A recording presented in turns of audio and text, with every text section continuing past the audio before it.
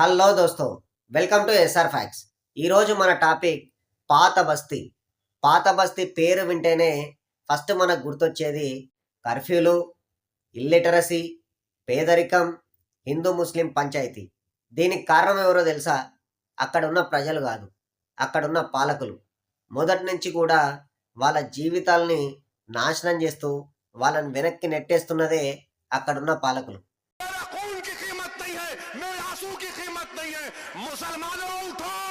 ఎంతసేపు ఉన్న ప్రజలకి మత పిచ్చి రేపడం, వాళ్ళ కొడుకులు వాళ్ళ కూతులనేమో మంచి మంచి కాలేజీలలో చదివించుకొని వాళ్ళనేమో పెద్ద పెద్ద కంపెనీలకు ఓనర్లను చేసుకోవడం, మంచిగా ధనవంతుల్లాగా వెలిగిపోవడం. వాళ్ళేమో అక్కడున్న ప్రజలేమో ఎంతసేపు చీకట్లలో మగ్గిపోవడం. అసలు ఇప్పటి వరకు పాత బస్తీ డెవలప్ కాకపోవడానికి కారణమే ఈ రెండు మతపిచ్చి పార్టీలు. ఒకటి ఎంఐఎం, రెండు బీజేపీ. ఈ రెండు పార్టీలు ఏం చేస్తాయి? ఎంఐఎం పార్టీకి సంబంధించిన అసదుద్దీన్ ఓవైసీ ఏం మాట్లాడతాడు? ముస్లింల కోసం నేను చచ్చిపోవడానికి సిద్ధమే అని ముస్లింలకు మతపిచ్చి లేపుతాడు. బీజేపీ క్యాండిడేట్ మాధవిలత ఏం మాట్లాడుతుంది? 15 సెకండ్లలో పతంగు పార్టీనే ఖతం చేస్తాని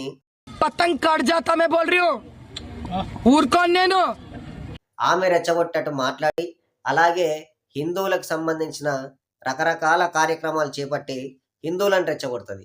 వీళ్ళిద్దరి మధ్యలో జనాలు పిచ్చోళ్ళు అవుతున్నారు. జనాలకు డెవలప్మెంట్ అనేది ఏంది చూపిస్తలేరు వీళ్ళు. ఎంతసేపు ఉన్నా అవే మురికి వాడలు, అవే మురికి రోడ్లు, అవే చెత్త బతుకులు.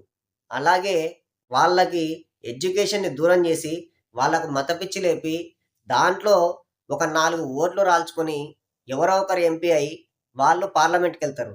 అలాగే వాళ్ళ జీవితాల్ని మంచిగా మార్చుకుంటారు.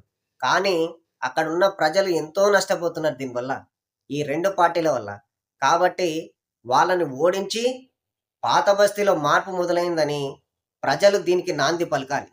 మనకు స్వాతంత్రం వచ్చి ఇన్ని సంవత్సరాలు అవుతున్నా కూడా పాత బస్తీలో జరిగిన డెవలప్మెంట్ ఏంటంటే మతపిచ్చి. ఈ మతపిచ్చి వల్ల జనాలు కొట్టుకు చేస్తున్నారు.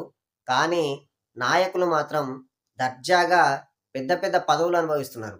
కాబట్టి ఖచ్చితంగా ఈసారి ఓట్లకు వచ్చిన నాయకుల్ని పాత బస్తీని ఏ రకంగా డెవలప్ చేస్తారో చెప్పి మరీ ఓట్లు అడగమని చెప్పండి.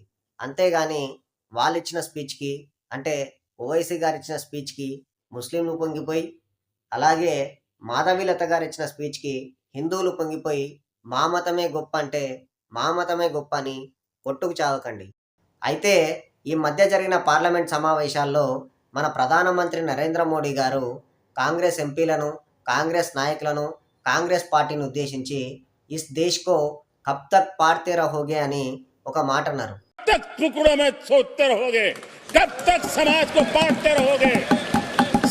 అంటే ఈ దేశాన్ని మతం ప్రాతిపదికన, కులం ప్రాతిపదికన ఇంకా ఎన్ని రోజులు విభజించి పాలిస్తారు? ఇకనైనా అభివృద్ధిని తలకెక్కించుకొని ఈ దేశాన్ని పాలించండి, ఒకవేళ మీకు అవకాశం వస్తే అని హితవు పలికారు. దాన్నే ఇప్పుడు నేను పాత బస్తీలో ఉన్న వాళ్ళు అడగాలని కోరుకుంటున్నాను. కాబట్టి ఇలాంటి రాజకీయ మరుగుజ్జు వ్యక్తిత్వం ఉన్న మాధవీలత గారిని, ఓవైసీ గారిని ఓడించండి. ఓడించి పాత బస్తీలో అభివృద్ధికి నాంది పలకండి. ఫైనల్గా నేను చెప్పొచ్చేది ఏంటంటే, మతం కావాలంటే అభివృద్ధి జరగదు, అభివృద్ధి కావాలంటే మతాన్ని వదిలేయండి. ఈ వీడియోని లైక్ చేయండి, నా ఛానల్ని సబ్స్క్రైబ్ చేసుకోండి. అలాగే మీ అభిప్రాయాన్ని కామెంట్స్ రూపంలో తెలియజేయండి. జై హింద్, జై భారత్.